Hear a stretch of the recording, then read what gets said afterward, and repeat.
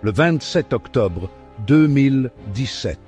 Dans les pages respectées du journal La Repubblica, fondé par Eugenio Scalfari, figure majeure de la pensée laïque italienne, le 9 octobre précédent, celui-ci revenait sur ce qu'il considère comme une révolution du pontificat actuel, rapportant les paroles du pape François issues de leur fréquent dialogue. Le pape François a aboli les lieux où, après la mort, on pensait que les âmes allaient, l'enfer, le purgatoire et le paradis. Pour lui, les âmes contaminées par le mal et non repenties disparaissent tout simplement, tandis que celles rachetées du mal seront conduites à la béatitude, contemplant Dieu. Bienvenue dans notre exploration de l'histoire et de l'évolution du concept de purgatoire. Telle une créature mythologique qui erre dans les royaumes obscurs entre la vie et la mort, l'idée du purgatoire a fasciné et interpellé les penseurs pendant des siècles. Nous entreprendrons un voyage à travers des siècles de développement théologique et d'influence culturelle, suivant les traces de ce concept intrigant à travers le vaste panorama de l'histoire humaine. Bien avant l'avènement du christianisme, les civilisations anciennes se sont confrontées au mystère de la vie et de la mort, cherchant à comprendre le destin de l'âme dans l'au-delà. Ces premières sociétés, des Égyptiens aux Mésopotamiens, ont développé des rituels complexes et des mythologies élaborées pour expliquer le voyage de l'âme. Elles croyaient que la vie, après la mort, était une continuation de la vie terrestre, pleine de défis et de récompenses basées sur les actions accomplies durant la vie. Les Grecs anciens, avec leurs profondes études philosophiques, ont réfléchi à la nature de l'âme et à son voyage après la mort.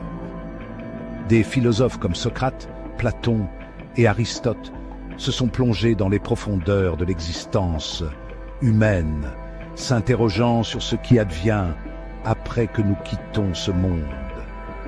Leurs enseignements ont influencé non seulement leurs contemporains, mais aussi les générations suivantes, façonnant le paysage spirituel et philosophique du monde occidental. Platon, dans ses dialogues, a parlé d'un royaume où les âmes subissent un processus de purification, se libérant de leurs imperfections terrestres.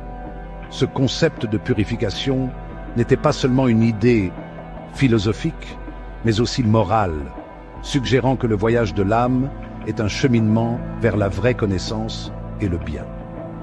Ces allégories et métaphores, comme la célèbre allégorie de la caverne, illustrent l'ascension de l'âme de l'ignorance à la lumière.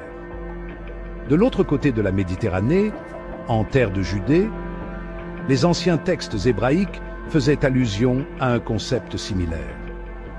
La tradition juive, riche de ses propres croyances, des pratiques, parlait du Sheol, un lieu obscur où les âmes attendaient la somme de leur destin. Cette idée a évolué au fil du temps, influencée par les interactions avec les cultures voisines et par le paysage théologique en constante évolution. Le deuxième livre des Maccabées, un livre inclus dans la Bible catholique, mentionne la pratique de prier pour les morts, suggérant la croyance que les défunts peuvent encore bénéficier des prières des vivants. Cette coutume indique la foi en une connexion continue entre les vivants et les morts, un lien spirituel qui transcende la séparation physique de la mort. Elle reflète l'espoir que les vivants puissent aider les âmes des défunts dans leur voyage vers la paix et le salut. Ces anciens murmures, comme de faibles échos d'un passé lointain, ont posé les bases pour l'émergence du purgatoire. Le concept d'un état de transition où les âmes peuvent se purifier avant d'atteindre leur destination finale résonnait dans de nombreuses cultures et religions. Il fournissait un cadre pour comprendre la vie après la mort, offrant réconfort et espoir à ceux qui méditaient sur ce land dat Shilbis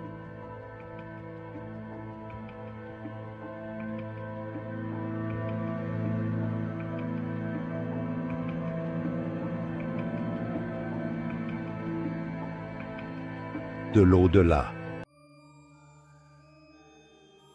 Avec l'émergence du christianisme au sein de l'Empire romain, l'Église naissante a commencé à s'interroger sur le sort de l'âme après la mort. Les pères de l'Église, tels qu'Origène d'Alexandrie, un brillant théologien, se sont inspirés de la philosophie grecque et des textes bibliques pour développer une vision de la purification post-mortem.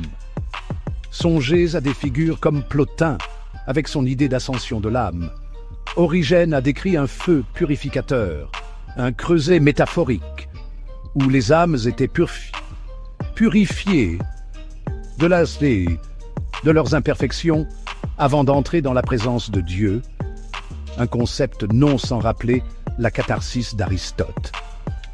Des siècles plus tard, saint Augustin d'Hippone, une figure incontournable de la pensée chrétienne, a développé le concept du purgatoire, soulignant l'importance de la miséricorde et de la justice divine dans le processus de purification après la mort. Un peu comme Dante, qui des siècles plus tard explorerait ces thèmes dans la Divine Comédie. Ces premiers penseurs chrétiens, tels des tisserands habiles, ont commencé à entrelacer les fils des croyances qui formeraient plus tard la tapisserie du purgatoire. Une image, celle de la tapisserie, typique de l'Italie médiévale. Chapitre 3. Une doctrine définie. La période médiévale a vu la formalisation du purgatoire en tant que doctrine spécifique au sein de l'Église catholique. Cette époque, marquée par une profonde exploration théologique et des débats, a vu l'Église s'efforcer d'exprimer et de codifier ses croyances avec plus de clarté. Tel un artisan ciselant un bloc de marbre, l'Église a façonné la doctrine du purgatoire. Au XIIIe siècle, des théologiens comme saint Thomas d'Aquin, un frère dominicain connu pour son approche systématique de la théologie, avaient intégré le concept du purgatoire dans la compréhension du salut par l'Église. L'œuvre d'Aquin fut essentielle car il analysa et synthétisa soigneusement les enseignements des premiers pères de l'Église et des philosophes, tel un maître tisserand entrelaçant les fils d'une tapisserie complexe. S'appuyant sur les travaux de penseurs précédents, d'Aquin soutenait que le purgatoire était une étape nécessaire pour ceux qui mouraient dans la grâce de Dieu, mais qui avaient encore besoin de purification des péchés véniels. Ces écrits ont fourni une explication détaillée de la manière dont les âmes pouvaient être purifiées de leur imperfection avant d'entrer dans la présence de Dieu. Un processus semblable à la cuisson de la terre cuite, qui élimine les impuretés et renforce le matériau. Les conciles de Florence au XVe siècle et de Trente au XVIe ont officiellement entériné la doctrine du purgatoire, consolidant sa place au sein de l'enseignement catholique. Ces conciles étaient d'importantes assemblées de dirigeants de l'Église qui visaient à aborder et à résoudre les questions théologiques clés de leur temps. Tels des généraux commandant leurs troupes, les conciles ont façonné le destin de la doctrine. Ces conciles, tels des architectes expérimentés, ont construit l'édifice doctrinal du purgatoire, façonnant sa forme et sa fonction au sein de la grande cathédrale de la foi catholique. Leurs décisions ont été essentielles pour définir la position de l'Église sur l'au-delà et le processus de purification, garantissant que la doctrine du purgatoire résiste à l'épreuve du temps. Comme les murs d'un château médiéval, la doctrine a été fortifiée contre les défis du temps. Chapitre 4. La Réforme et au-delà. Le XVIe siècle a connu un bouleversement sismique au sein du christianisme avec l'avènement de la Réforme protestante. Cette époque fut marquée par d'énormes troubles religieux, politiques et culturelles qui ont redessiné le cours de l'histoire occidentale. La Réforme a commencé comme un mouvement visant à réformer les pratiques et les doctrines de l'Église catholique, mais elle s'est rapidement transformée en une remise en question plus large de l'ordre religieux établi, un véritable tremblement de terre spirituel. Martin Luther, moine et théologien allemand, a contesté l'autorité de l'Église catholique, déclenchant ainsi un mouvement qui allait remodeler le paysage religieux européen. Ces 95 thèses, affichées sur la porte de l'église de Wittenberg en 1517, dénonçaient la vente des indulgences et remettaient en question le fondement même de l'autorité papale. Les actions et les écrits audacieux de Luther ont rapidement gagné un large soutien, inspirant d'autres à remettre en question et à défier les enseignements de l'Église. L'une des doctrines rejetées par Luther et ses partisans était le purgatoire. Il soutenait que le concept de purgatoire n'avait aucun fondement biblique et qu'il était utilisé par l'Église pour exploiter les fidèles. Ce rejet s'inscrivait dans une critique plus large des enseignements et des pratiques de l'Église que Luther et ses disciples considéraient comme corrompus et nécessitant une réforme. Les protestants argumentaient que le purgatoire ne disposait pas d'un fondement biblique clair et qu'il était lié à des pratiques corrompues, telles que la vente des indulgences.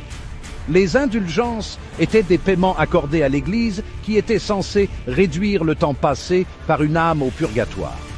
Cette pratique était perçue par beaucoup comme une forme d'extorsion spirituelle, exploitant les peurs et la foi des gens. En quelque sorte, une taxe sur le paradis.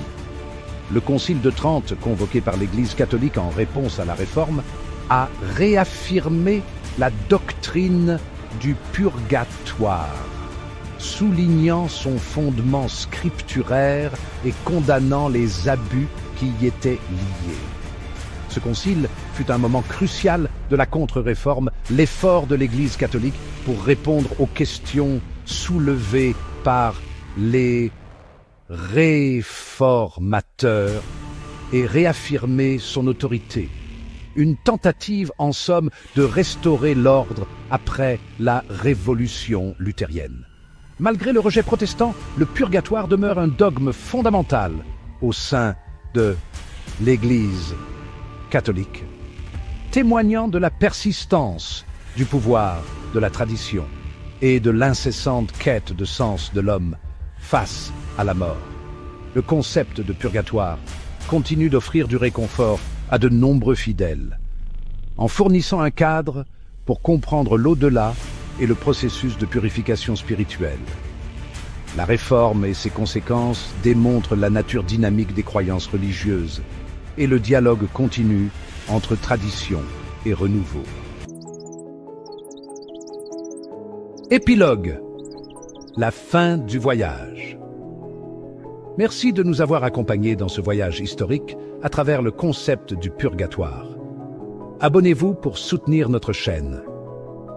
Nous avons voyagé à travers les couloirs du temps, explorant les origines, l'évolution et les défis de cette croyance fascinante. Un peu comme traverser les catacombes de Saint Calixte, n'est-ce pas? Des Grecs anciens à la Réforme protestante, l'idée du purgatoire a suscité des débats, inspiré l'art et offert du réconfort à d'innombrables âmes en quête de compréhension face à l'ultime mystère de la vie. Pensons à Dante, à sa Divine Comédie, une œuvre qui a façonné la vision du purgatoire pendant des siècles. Si vous souhaitez voir une comparaison entre les perspectives catholiques et protestantes sur la vie après la mort, faites-le nous savoir dans les commentaires ci-dessous. Merci d'avoir regardé. PAX et amour à vous tous.